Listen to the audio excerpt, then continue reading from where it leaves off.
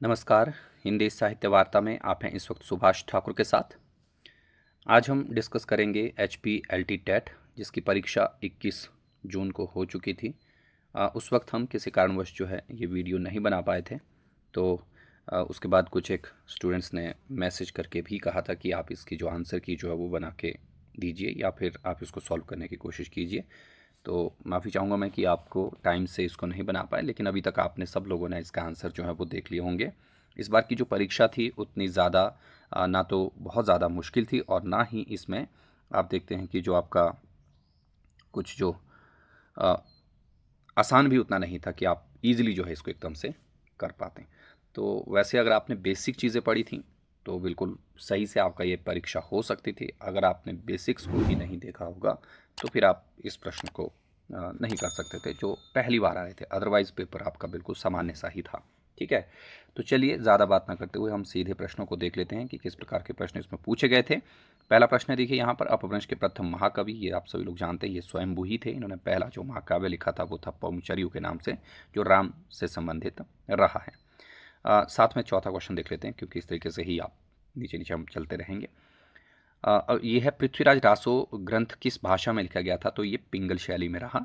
ये आप ध्यान में रखिएगा। हालांकि इसमें वीरता और श्रृंगारिकता दोनों ही रही, लेकिन यहाँ पर पिंगल शैली इसको ज़्यादा रखेंगे हम, क्योंकि वीरता में आप देखते हैं कि डिंगल रहती है, तो इसमें वीरता की अपेक्षा जो है यहाँ पर आप पिंगल शैली को ज़्यादा तवज्जो देंगे। तो 4 का हो जाएगा ऑप्शन नंबर ए।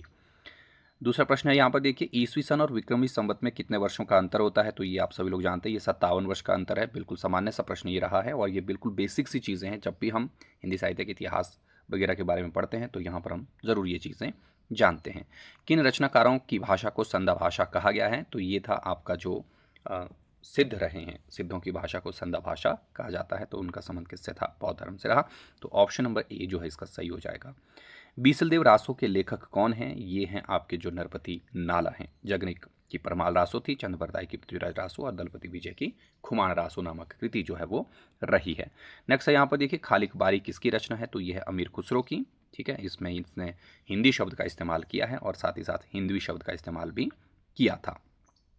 सातवां क्वेश्चन है आपके पास, मैथिल कोकिल की उपाधि किस कवि को दी गई थी? तो ये था आपके विद्यापति।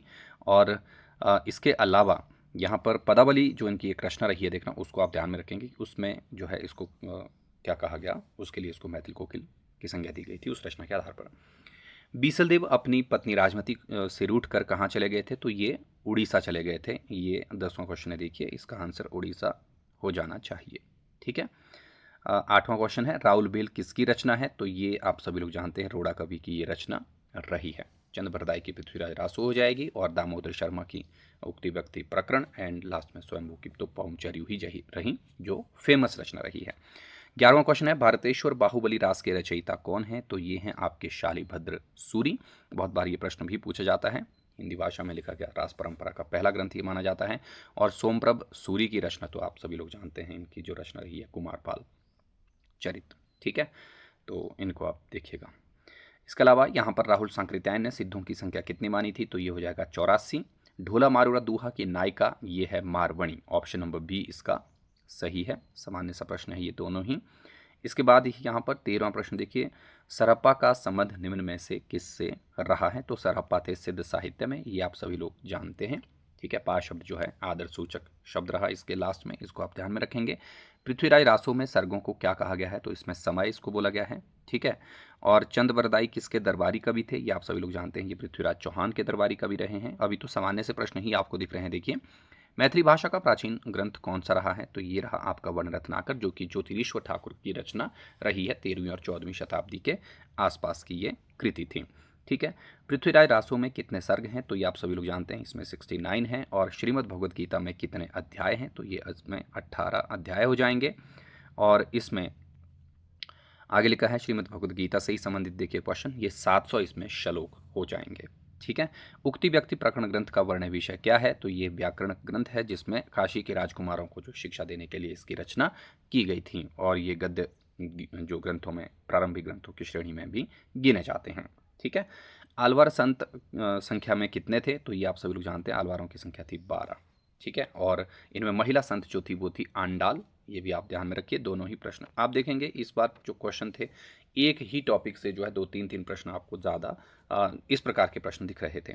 ठीक है, तो सखी संप्रदाय का प्रवर्तक कौन है, ये हमने बहुत बार देखा भी था इसको, ये हैं स्वामी हरिदास जो रहे हैं। ठीक है, सखी संप्रदाय, इसे हरिदासी संप्रदाय के नाम से भी हम जानते हैं।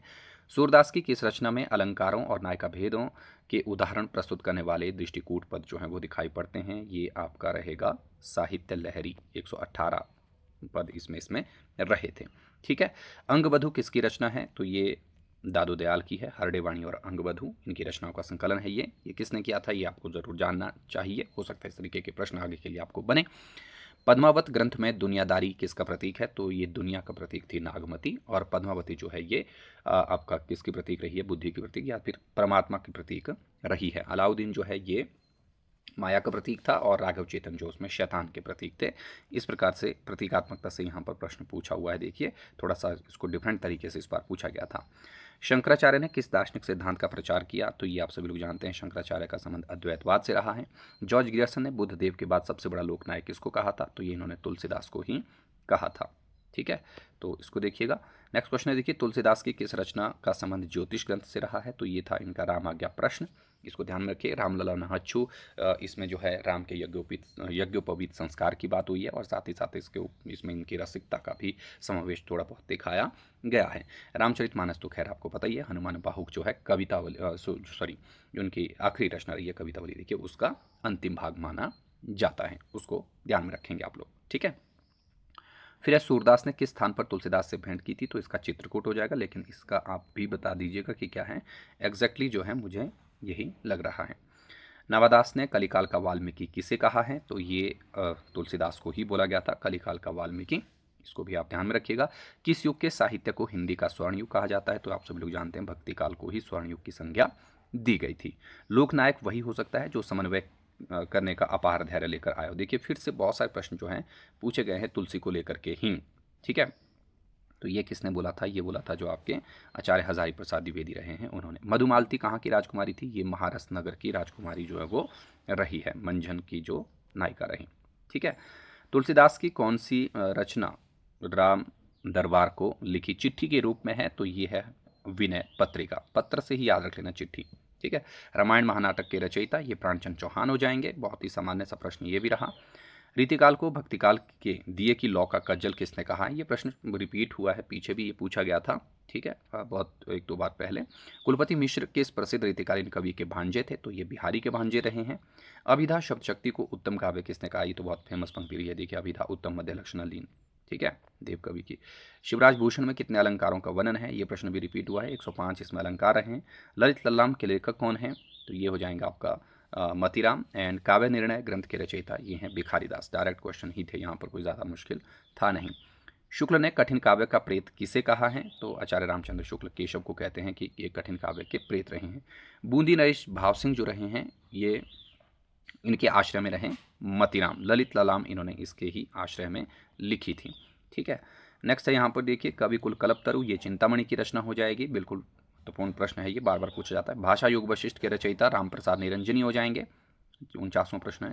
उसके बाद 46वें प्रश्न में देखिए केशव द्वारा रचित आध्यात्मिक ग्रंथ कौन सा इसमें रहा, तो ज्ञान गीता ही इसमें आध्यात्मिक रहा है। कवि प्रिया और रसिक प्रिया तो ये इनके काव्यशास्त्रीय ग्रंथ रहे। रत्न बावनी जो है इनका प्रशस्ति परक ग्रंथ रहा है। ठीक है, सुजान चरित ये सूदन की रचना हो जाएगी, इसको आप ध्यान में रखिएगा। नेक्स्ट है यहाँ पर प्रेम की पीर का कवि किसे कहा गया है, ये तो सर्वविदित है घनानंद। नागरिक पंचानी सभा की स्थापना कब हुई थी, ये हुई थी 1893 में। निम्नलिखित में से कौन सा कवि रीति मुक्त नहीं है, तो इनमें से रीति मुक्त जो नहीं है ये पद्माकर हो जाएगा, ये रीतिबद्ध काव्यधारा का कवि हो जाएगा।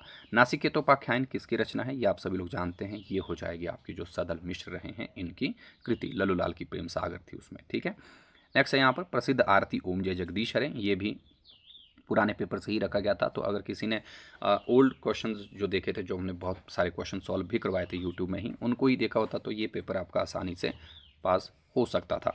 ठीक है, भारतेंदु का कौन सा नाटक शेक्सपियर के मर्चेंट ऑफ वेनिस का अनुवाद है, तो ये भी रिपीटेड क्वेश्चन है, ये दुर्लभ बंधु हो जाएगा। यहाँ पर बहुत बार पूछा जाता है इसको भी। हरिश्चंद्र जी को भारतेंदु की उपाधि किस वर्ष मिली थी, 1880 के आसपास इनको ये उपाधि दी गई थी, जो भारतेंदु मंडल के कवि रहे हैं उनके ही द्वारा। आधुनिक काल का प्रवर्तक हिंदी साहित्य में किसे माना जाता है? तो ये आप सब लोग जानते हैं, भारतेंदु हरिश्चंद्र को ही माना गया है। हिंदी नई चाल में ढली, ये किसने बोला था? भारतेंदु ने। तो देखिए मैंने पहले भी कहा था कि एक जगह ही प्रश्न एक ही व्यक्ति से रखे गए हैं, 2-3 प्रश्न, ठीक है। इस बार ज़्यादातर प्रश्न ऐसे ही थे। शुक्ल जी ने हिंदी का प्रथम प्रौढ़ गद्यकार किसे माना? तो ये रामप्रसाद निरंजनी को मानते थे कि ये हिंदी का प्रथम प्रौढ़ गद्य लेखक रहा, ठीक है। अगला प्रश्न है, बनारस अखबार किसने निकाला था? तो ये निकाला था राजा शिव प्रसाद सितारा हिंद ने 1845 के आसपास। चंद छंद वर्णन की महिमा, ये अकबर के काल में लिखी गई थी, ठीक है। भारतेंदु हरिश्चंद्र ने स्वयं किस नाटक में अभिनय किया था? तो इन्होंने जानकी मंगल में लक्ष्मण की भूमिका निभाई थी, ये ध्यान रख लेना। लेकिन यहाँ पर प्रश्न थोड़ा सा समझ नहीं आ रहा, क्योंकि नील देवी में भी तो इन्होंने पागल की भूमिका निभाई थी, ठीक है। तो यहाँ पर इसको देखिएगा आप लोग। भारतेंदु योगीन किस उपन्यास से आधुनिक उपन्यास का प्रारंभ माना जाता है? तो ये तो परीक्षा गुरु ही था, 1882 में लिखा गया था। देखिए, ब्राह्मण पत्रिका सन 1883 में कहाँ से प्रकाशित होती थी? तो ये कानपुर से प्रकाशित की गई थी। और किसके द्वारा इसका संपादन हुआ था? ये भी आपको जानना है, प्रताप नारायण मिश्र के द्वारा। मैथिली शरण गुप्त की रचना भारत भारती का प्रकाशन वर्ष क्या है? तो ये था 1912, इसको आप ध्यान में रखें। अब मैथिली शरण गुप्त से प्रश्न रखा गया, देखिए, चाह नहीं मैं सुरबाला में गूंथा जाऊं, ये पंक्ति यहाँ पर आपको शायद ब्लर हो गई, दिख नहीं रही है। तो ये इस प्रकार से हैं, ये है माखनलाल चतुर्वेदी की जो पुष्प की अभिलाषा नामक कविता रही है, उससे। ये प्रश्न भी आपने जरूर देखा होगा कि LT टेट में पूछा ही जाता है, ठीक है। तो इसको आप देखिएगा। कामायनी में कुल कितने सर्ग हैं? अगला प्रश्न ये इस प्रकार से है, तो कामायनी में है 15 सर्ग, ठीक है। इसको भी आप जानती हैं। बौद्ध धर्म पर आधारित मैथिली शरण गुप्त की रचना, ये तो यशोधरा ही हो जाएगी। मैं निर्भरी दुख की बदली गीत किसका है? ये महादेवी वर्मा का है, ठीक है। नेक्स्ट है यहाँ पर, क्षमा शोभ थी उस भुजंग को जिसके पास गरल हो, रामधारी सिंह दिनकर, बहुत ही फेमस इनकी रचना रही है, देखना है ना, क्षमा शक्ति पर। तो बहुत फेमस ये पंक्ति है, बार बार पूछी जाती है, रामधारी सिंह दिनकर की है। पंत को किस कृति पर ज्ञानपीठ पुरस्कार मिला था? तो चिदम्बरा पर इन्हें ज्ञानपीठ पुरस्कार मिला है। दुख ही जीवन की कथा रही, क्या कहूँ जो आज नहीं कही, ठीक है। तो निराला की ये पंक्ति है, आपको बताना है कि ये किस रचना की पंक्ति है, बहुत फेमस पंक्ति है। नारी तुम केवल श्रद्धा हो, ये कामायनी की प्रसिद्ध पंक्तियाँ, जयशंकर प्रसाद की है कामायनी, ठीक है। ले चल भुलावा देकर मेरे नाविक धीरे धीरे, प्रसाद की ही पंक्ति है यहाँ पर। देखिए, छायावाद स्थूल के प्रति सूक्ष्म का विद्रोह, नगेंद्र ने कहा है, बहुत बार प्रश्न ये भी रिपीट हुआ है। पंथ की नेक्स्ट बोला गया है कृति जिसे छायावाद का मैनिफेस्टो, ये पल्लव की भूमिका को बोला गया है वैसे, लेकिन यहाँ पर पल्लव ही लिखा गया है, तो आप इसी को ही करेंगे। जूही की कली के रचनाकार कौन है? तो ये हैं आपके सूर्यकांत त्रिपाठी निराला, पहली इनकी ये कविता रही, ठीक है। लखनऊ में प्रगतिशील लेखक संघ की स्थापना कब हुई थी? तो ये हुई थी 1936 में। धूप के धान, ये है गिरिजा कुमार माथुर की कृति, 1955 के आसपास इन्होंने इसको लिखा था। प्रयोगवाद का आरंभ किस रचना से माना गया है? तो ये तार सप्तक से माना जाता है, 1943 के आसपास। धर्मवीर भारती और लक्ष्मीकांत वर्मा ने नई कविता की किस पत्रिका का संपादन किया था? ये थी निकष पत्रिका, इसको भी आप ध्यान में जरूर रखेंगे। तार सप्तक का संपादन किसने किया था? ये तो आप सभी लोग जानते हैं, अगे ने ही किया था। कितने सप्तक रहे? 4 सप्तक रहे हैं, और उनका प्रकाशन वर्ष भी याद रखिए। हालावाद के प्रवर्तक कौन है? ये हैं हरिवंश राय बच्चन जी, सामान्य सा प्रश्न ये भी था। और संसद से सड़क तक, ये है सुदामा पांडे धूमिल की फेमस रचना, ठीक है। आगे लिखा गया है, देखिए, इंटरव्यू या साक्षात्कार एक तरह का अंतरव्यू है, एक संवाद युद्ध, यह कथन किसका है? तो इसका अभी मुझे मालूम नहीं है, ये आपने अगर देख लिया होगा तो आप इसको बता सकते हैं। हिंदी पत्रकारिता दिवस कब मनाया जाता है? ये तो 30 मई हो जाएगा। यशपाल का स्तंभ चक्कर कलम किस पत्रिका में प्रकाशित होता था? तो ये एक विप्लव पत्रिका आती थी, उसमें जो है इन्होंने एक स्तंभ लिखा। रिपोर्टाज में किसे अनिवार्य माना गया है? तो यहाँ पर सबसे जरूरी चीज़ होती है घटना, ठीक है। सन 1970 में तुर्की के किस कार्टूनिस्ट की को यातनाएं दी गई थी? ये तुरहान सेल्कुक हो जाएंगे, ये आप याद रखें। उसके बाद है, देखिए, अगला प्रश्न, कार्टूनिस्टों को अखिल भारतीय संस्था का नाम क्या है? तो ये भारतीय कार्टूनिस्ट संघ हो जाएगा, ठीक है। अंशकालिक संवाददाता, इसको स्ट्रिंगर कहा जाता है, यहाँ पर पत्रकारिता और इससे थोड़े से प्रश्न आपको पूछे गए हैं इस बार। अस्तित्ववाद का जनक सोरेन कीरकेगार्ड, इसको ध्यान में रखेंगे। समाचार में कितने ककारों का होना अनिवार्य है? 6 ककार, कब, क्यों, कौन, कहाँ, कैसे, ये वाला है ना। भारत में इंटरनेट पत्रकारिता का कौन सा दौर चल रहा है? तो ये तीसरा दौर है, इसको भी आप ध्यान में रखिए। आशु अनुवाद क्या है? आशु अनुवाद को हम तुरंत अनुवाद भी कहते हैं, तो अनुवाद विज्ञान से प्रश्न पूछे गए हैं। मशीनी अनुवाद किस प्रकार के अनुवाद में अधिक होता है? तो ये कार्यालयीय अनुवादों में आप देखते हैं कि मशीनी अनुवाद ज़्यादा रहता है। इसके अलावा यहाँ पर एक प्रश्न और है, देखिए, पंचम वेद किसे कहा गया है? तो ये नाट्यशास्त्र यानी कि नाट्यवेद को बोला गया है। विश्व अनुवाद दिवस कब मनाया जाता है? तो ये 30 सितंबर को मनाया जाता है। लोकधर्मी नकल आधारित नाटकों को सवांग कहा जाता है, या इसको लोक नाट्य भी हम बोलते हैं। तो यहाँ पर क्या हो जाएगा? इसका सवांग हो जाएगा। भारतीय परंपरा में कितने संस्कार हैं? 16 संस्कार यहाँ पर हैं, बिल्कुल सामान्य सी बात है। यक्षगान मुख्य रूप से कहाँ का प्रसिद्ध है? ये दक्षिण में जो आपका कर्नाटक है, देखिए वहाँ पर होता है ये। ठीक है। और अगला प्रश्न है, यक्ष का शाब्दिक अर्थ होता है जादू की शक्ति। उपरूपक के 18 भेद हैं, जबकि रूपक के जो है वो 10 भेद हो जाते हैं। ये प्रश्न बहुत बार पूछा जाता है। ये दृश्य काव्य के 2 भेद हैं, रूपक और उपरूपक। चलिए नेक्स्ट है यहाँ पर, उड़ीसा में छाया रंगमंच को क्या नाम दिया गया है? तो ये रावण छाया हो जाएगा। दहेज प्रथा पर आधारित प्रेमचंद का उपन्यास कौन सा है? तो ये निर्मला हो जाएगा। अनमेल विवाह और दहेज प्रथा पर। फागु काव्यों का गायन किस उत्सव में किया जाता है? तो ये होता है होली में। और फागु काव्य का संबंध आदिकाल से रहा है। महेंद्रनाथ मोहन राकेश के किस नाटक का पात्र हैं? तो ये आप सभी लोग जानते हैं, आधे अधूरे हो जाएगा। अगला प्रश्न है, देखिए, प्रेमचंद का वह अधूरा उपन्यास कौन सा है जो सन 1936 में उनके निधन के समय अपूर्ण रह गया था? तो ये हो जाएगा मंगलसूत्र। और यहाँ पर बोला गया है कि इसमें अयादि संधि कहाँ पर हो जाएगी? तो पवन में हो जाएगी। जगदीश में दीर्घ संधि हो जाएगी, इसमें दोनों में ही आपकी वृद्धि संधि हो जाएगी। ठीक है, इसको आप याद रखें। ओके। अंतस्थ व्यंजन कौन सा है? तो ये य ध्वनि जो है अंतस्थ व्यंजन है। गुण संधि का उदाहरण यहाँ पर कौन सा है? ये हो जाएगा आपका देवेंद्र। ठीक है, चलिए आगे बढ़ते हैं। तत्सम शब्द कौन सा है? तो इसमें से तत्सम जो हो जाएगा ये विद्यालय हो जाएगा। रस सिद्धांत के प्रवर्तक भरत मुनि हो जाएंगे। तो सामान्य से प्रश्न थे, ज़्यादा मुश्किल यहाँ पर था नहीं कुछ ऐसा। यहाँ पर दिन रात में कौन सा समास है? तो ये तो आपका द्वंद्व समासी हो जाएगा। तौलिया शब्द किस भाषा का है? तो तौलिया था पुर्तगाली का, इसको देखना है। और दूसरी तरफ हमने यहाँ पर छोड़ दिया थोड़ा सा, इसको देख लेते हैं। वाक्य में शब्द का संबंध किससे होता है? तो शब्द जो है वो क्रिया, जब तक क्रिया नहीं होगी तब तक जो है वो वाक्य अपूर्ण ही हो जाएगा, है ना। कली खिलना मुहावरे का अर्थ क्या होता है? ये होता है प्रसन्न होना। कालीन शब्द किस भाषा का है? तो कालीन जो है ये है आपका अरबी का, इसको भी आप देखेंगे। नौ नगर न तेरा उधार लोकोक्ति का अर्थ क्या हो जाएगा? तो ये हो जाएगा सौदा जो होना चाहिए वो नकद ही हो, भले ही कम लाभ में क्यों ना हो। ठीक है। और यहाँ पर 116वां क्वेश्चन है, जूनियर का हिंदी परिभाषिक जो शब्द है वो क्या है? वो होता है कनिष्ठ। और चांदनी का पर्यायवाची विकल्प है ज्योत्सना। तो इस तरीके से आपके ये जो 120 क्वेश्चंस थे ये हमने कोशिश की कि इनको देखें। और इसमें बीच का जो पोर्शन था थोड़ा सा, चाहे वो कार्टूनिस्ट को लेकर के रहा, हिंदी पत्रकारिता से लेकर के रहा, जहाँ से इस बार थोड़े से ज़्यादा प्रश्न आपको जो है दिखाई दिए थे, है ना।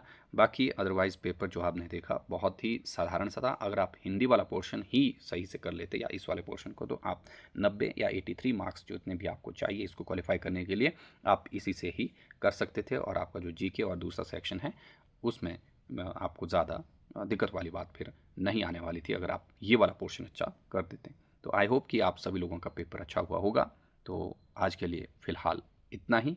हम मिलेंगे नई क्लास में एक नए टॉपिक के साथ। तब तक के लिए बाय बाय।